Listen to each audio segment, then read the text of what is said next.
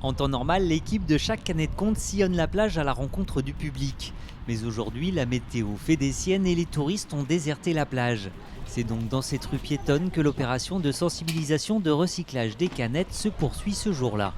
Nous, on ne vend rien, on amène finalement le message de tri aux gens, on leur rappelle effectivement que, évidemment, de ne pas laisser leurs canettes traîner, ce qu'ils font en majorité, heureusement. Et puis bien évidemment, s'ils consomment une canette à ce moment-là, on est là pour la récupérer. Chaque Canet de Compte est un programme européen lancé il y a plus de 10 ans. Derrière cette opération, il y a les fabricants de canettes. Des contenants que l'on retrouve entre autres en vente dans les snacks et chez les glaciers. On voit que vous vendez pas mal de canettes. Est-ce qu'on peut vous laisser une box de recyclage? On s'en occupe, on vient la récupérer ce soir. Peut-être pleine de canettes, on espère. Voilà. Bon voilà, super. Ici, il propose à chaque commerçant qui le souhaite d'accueillir une box le temps d'une journée. Récupérées le soir même, les canettes seront ensuite rassemblées pour être recyclées. Une démarche qui ne laisse pas indifférents touristes et saisonniers.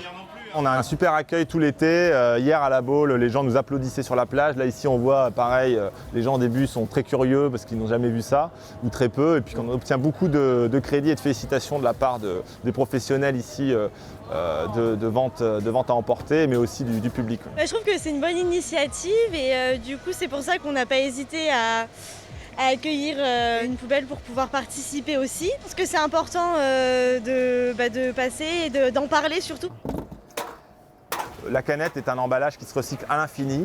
Le métal ne cesse jamais d'être du métal. Et ça, c'est vraiment le plus important parce que la boucle est très vertueuse si on ne met pas la canette dans la mauvaise poubelle.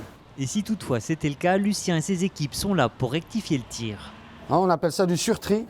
C'est-à-dire qu'on jette un œil dans les ordures ménagères et hop, les canettes auxquelles on peut accéder, on ne va pas non plus fouiller dans le fond des poubelles, mais on sort les canettes pour pouvoir les mettre dans notre box.